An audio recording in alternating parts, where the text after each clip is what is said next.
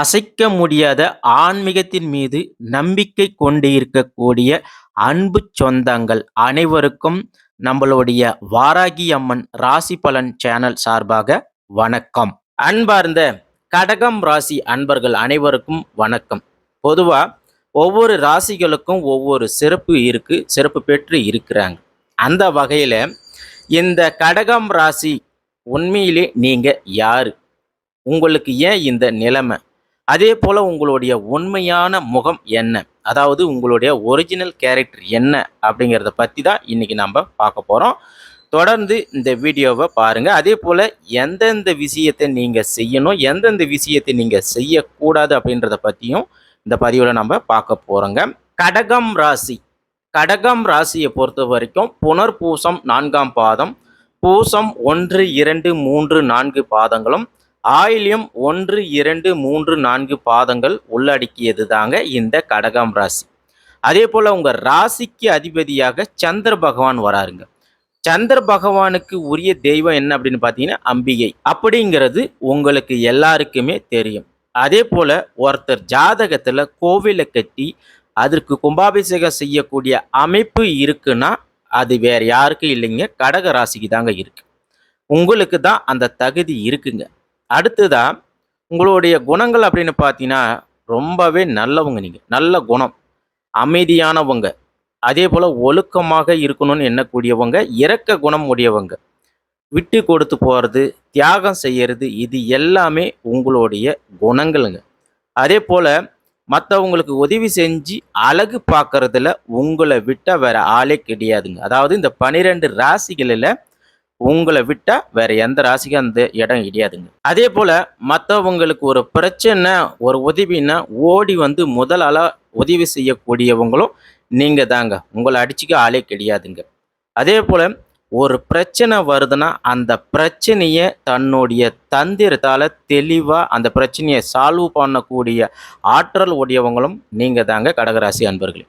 பொதுவா நீங்க வைகாசி மாதம், ஆவணி மாதம், தை மாதம் இந்த 3 மாசத்துல பிறந்து இருந்தீங்கன்னா உங்களுடைய லக்னம், அதாவது ரிஷப லக்னமாகவும், துலாம் லக்னமாகவும், மகரம் லக்னமாக இருந்துச்சுன்னா குரு பகவான் இதே இந்த கடகராசிலையும் சரி, உங்களுக்கு மீனராசிலையும் இருந்தாங்கன்னா உங்க வாழ்க்கை அதிர்ஷ்டமாக இருக்கும். உங்களுக்கு அதிர்ஷ்டத்துக்கு போகக்கூடிய, உச்சத்துக்கு போகக்கூடிய வாய்ப்பு அதிகமாக இருக்குங்க. அடுத்ததா நீங்கள் எப்போ பார்த்தாலும் ஏதாவது ஒரு சிந்தனையிலே இருப்பீங்க. அது ஒரு பிரச்சனை சார்ந்து இருக்கலாம், குடும்பத்தை சார்ந்து இருக்கலாம், வேலை சார்ந்து இருக்கலாம், ஏதாவது ஒரு சிந்தனையில் இருப்பீங்க. அதே போல் தாய் பாசம் உடையவங்க நீங்கள் தாங்க.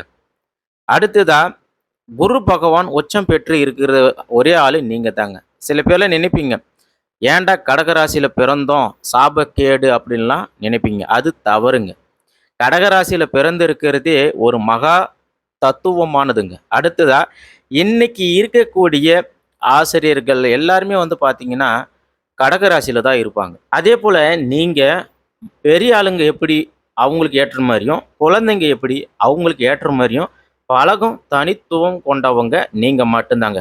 அதே சமயம் உங்களுக்கு ஒரு காரியம், உங்கள் காரியம் முடியணும்னா அதை செய்யறதுக்கு நீங்கள் தயங்கவே மாட்டீங்க. அந்த கற்பனைக்கு எட்டாத அளவுக்கு கூட உங்களுடைய செயல்பாடுகள் இருக்குங்க. அதே போல் உங்கள் குடும்பத்துக்கு ஒன்றுனா யாராக இருந்தாலும் சரி தூக்கி எறிஞ்சி தான் குடும்பம் முக்கியம் அப்படின்னு சொல்லி இருக்கக்கூடியவங்களும் நீங்கள் தாங்க. அதுதான் நம்ம ஏற்கனவே சொன்ன மாதிரி உங்களுக்குன்னு ஒன்று வரும்போது அதை துணிஞ்சு போராடுறதுக்கு தயங்கவே மாட்டீங்க. வலிமையாக நீண்ட காலம் வாழக்கூடியவர்களும் நீங்கள் தாங்க. நல்ல குணம், ஒழுக்கமாக வாழணும், கூட இருக்கிறவங்களும் ஒழுக்கமாக இருக்கணும்னு எண்ணக்கூடியவங்களும் நீங்கள் தாங்க. பொதுவாக கடகராசி அன்பர்கள் நீங்கள் இப்போதைக்கு உங்களுக்கு உடல் சம்பந்தமான உபாதைகள் அதிகமாக இருக்குன்னா, ஏன்னா உங்களுக்கு கோச்சாரப்படி கண்டக சனி இதுதான் உங்களுக்கு முக்கியமான காரணமே தவிர மற்ற எதுவும் இல்லைங்க.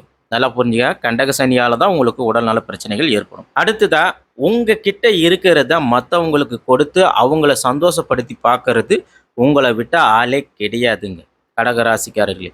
இது உண்மையா இல்லையா கமெண்ட் பாக்ஸில் பதிவிடுங்க. அதே போல் நல்ல வேகம், விவேகம் உடையவங்களும் நீங்கள் தாங்க. அடுத்ததா உங்களுடைய இந்த உதவக்கூடிய மனப்பான்மையை பார்த்து நிறைய பேர் உங்களை ஏமாற்றியிருப்பாங்க. இதுவும் உண்மையா இல்லையா? கமெண்ட் பாக்ஸில் கமெண்ட் பண்ணுங்க. அதாவது கடக ராசிக்காரர்களுக்கு 2வது வீடாக சிம்ம ராசி வருதுங்க.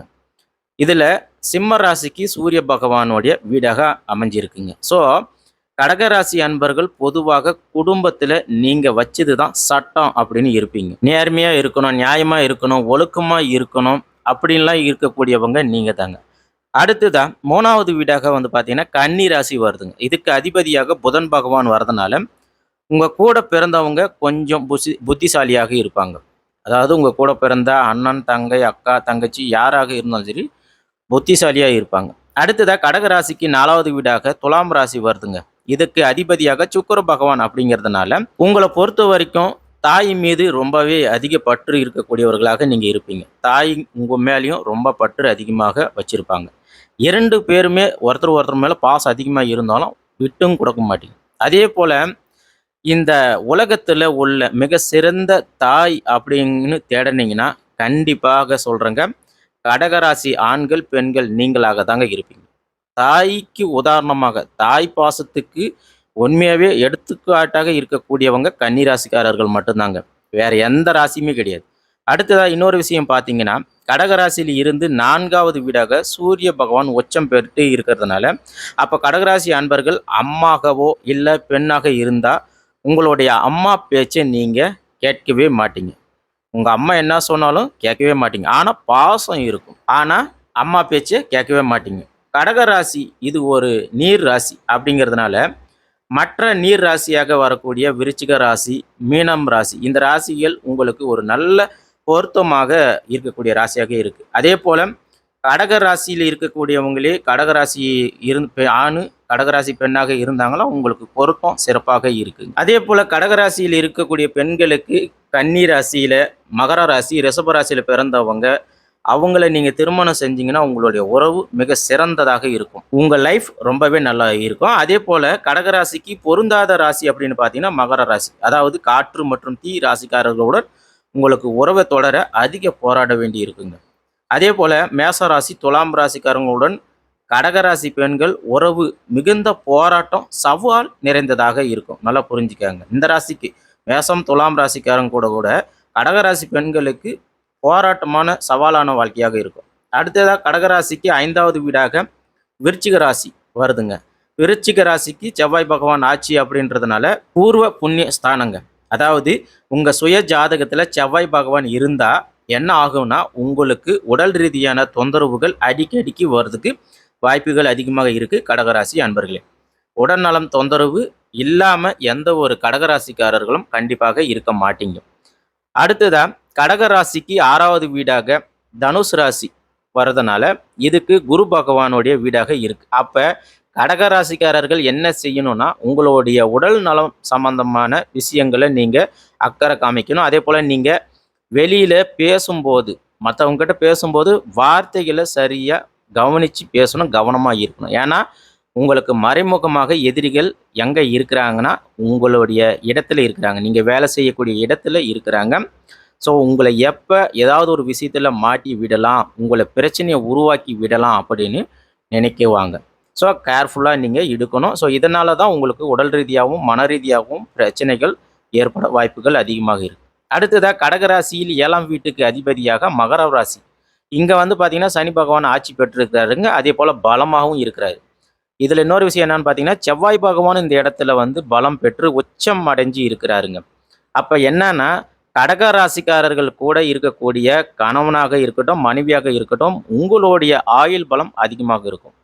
அதாவது உங்கள் துணையாருடைய ஆயுள் பலம் அதிகமாக இருக்கும். அதே போல் உங்களுக்கு செவ்வாய் பகவான் பலமாக இருக்கிறதுனால கலஸ்திரஸ்தானம் அப்படிங்கிறதுனால உங்களை நல்லா பார்த்துக்கிறவங்க கணவனாகவோ மனைவியாகவோ அமைவாங்க.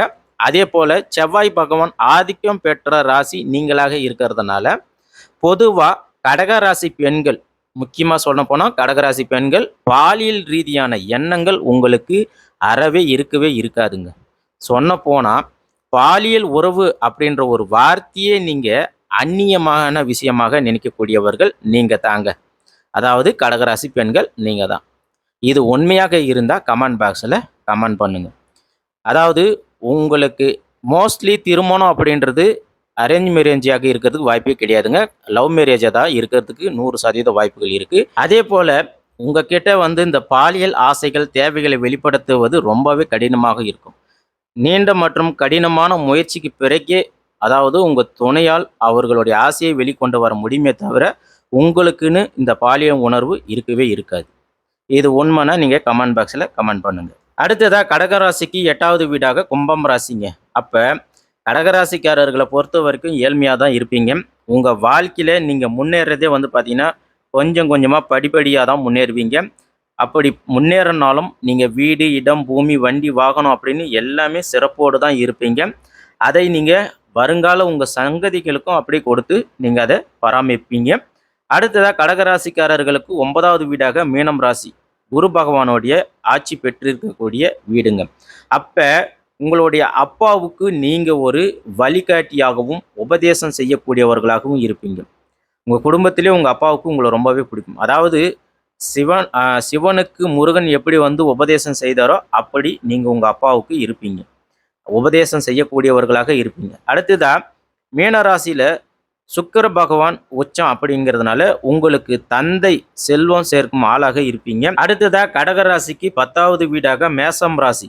செவ்வாய் பகவான் ஆச்சுங்க. இங்கே சூரிய பகவானும் பலமாக இருக்கிறாரு, செவ்வாய் பகவானும் பலமாக இருக்கிறாரு. எப்போவுமே வேலை வேலை வேலைன்னு வேலையாக இருப்பீங்க. அதே போல் உங்களுக்கு உடல்நல பாதிப்பு ஏற்படுறதுக்கும் 100% காரணம் உங்கள் வேலை பழுதாங்க. ஸோ ஒரு வேலைன்னு வந்துட்டால் அந்த வேலையை முடிச்சிடணும், நம்ம இடத்துல நாம் சரியாக இருக்கணும், நம்மளை ஒருத்தர் கேள்வி கேட்கக்கூடாது அப்படின்னு இருக்கக்கூடியவங்க. எதுவாக இருந்தாலும் சரி, எந்த ஒரு பிரச்சனையாக இருந்தாலும் சரி, அது எல்லாமே நீங்கள் சால்வ் பண்ணுவீங்க. அடுத்ததாக சூரிய பகவான் இங்கே உச்சம் அப்படிங்கிறதுனால வேலை செய்கிற இடத்துல நீங்கள் தாங்க ராஜாவாக இருப்பீங்க. சொன்ன வேலையை சொன்ன டைமுக்கு முடிச்சு கொடுப்பீங்க. வேலை செய்கிற போது எந்த ஒரு தேவையற்ற எண்ணங்கள் சிந்தனைகள்லாம் உங்களுக்கு வரவே வராதுங்க. அடுத்ததாக கடகராசிக்கு 11வது வீடாக ரிஷபம் ராசி. சுக்கிர பகவான் ஆட்சி பெற்று இருக்கிறாருங்க. அதே போல் சந்திர பகவானும் இங்கே பலமாக இருக்கிறார். அப்போ சந்திர பகவான் பலம் பெறுவதனால உங்களுடைய செயல்பாடுகள் மற்றவங்க பாராட்டுக்குரியவாக இல்லை இருக்குங்க. அதாவது நீங்கள் எந்த ஒரு விஷயத்தை செஞ்சாலும் மற்றவங்க பாராட்டுற அளவில் இருக்கும். அது குடும்பத்தை முன்னேற்ற அளவுக்கு உங்களுடைய செயல்பாடுகள் இருக்கும். அதே போல் கடகராசிக்காரர்கள் இருக்கிற வீட்டில் லாபமாக இருக்கட்டும், அதிர்ஷ்டமாக இருக்கட்டும், நம்பிக்கை, தைரியம், இது எல்லாத்துக்கும் நீங்கள் தான் மூல காரணமாக இருப்பீங்க. அடுத்ததாக கடகராசிக்காரர்களுக்கு 12வது வீடாக மிதுனம் ராசி. இங்கே புதன் பகவான் ஆட்சி பெற்று இருக்கிறாருங்க. நீங்கள் ஒரு செலவே செஞ்சால் கூட அது ஒரு நல்ல விஷயத்துக்காக தான் இருக்குமே தவிர காரணம் இல்லாமல் நீங்கள் செலவு செய்ய மாட்டீங்க.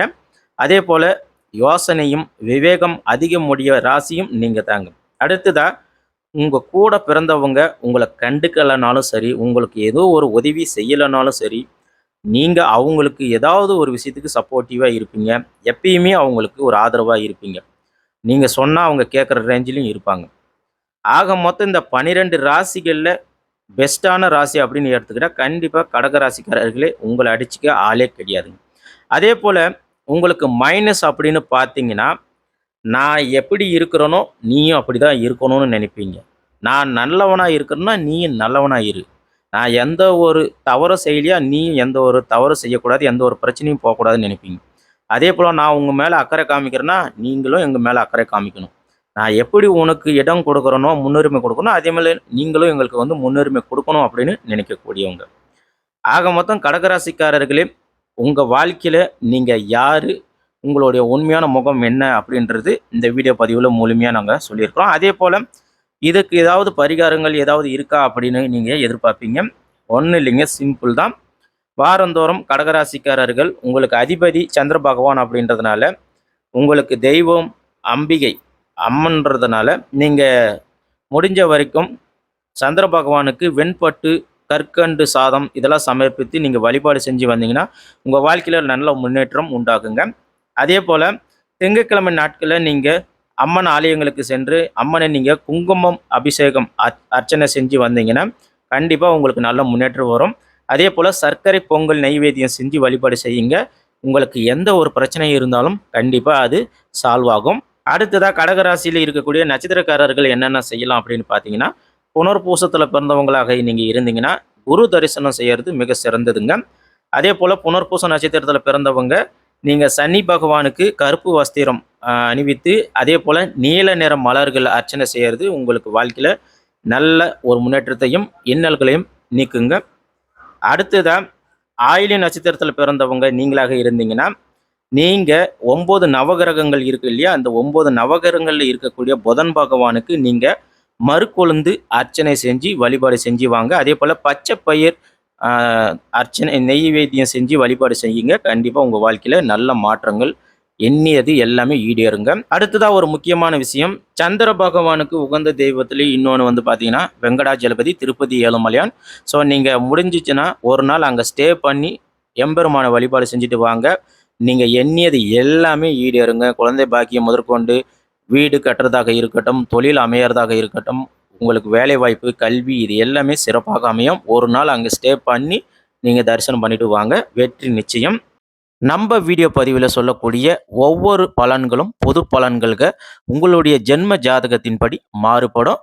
இந்த வீடியோ பதிவு உங்களுக்கு பிடிச்சி இருந்துச்சுன்னா மறக்காம நம்மளுடைய வாராகி அம்மன் ராசி பலன் சேனலுக்கு ஒரு லைக் பண்ணுங்க, சப்ஸ்கிரைப் பண்ணுங்க, சைடு இருக்கிற பெல் பட்டனை ப்ரெஸ் பண்ணுங்க, உங்க ஃப்ரெண்ட்ஸ் ஃபேமிலிக்கு ஷேர் பண்ணுங்க.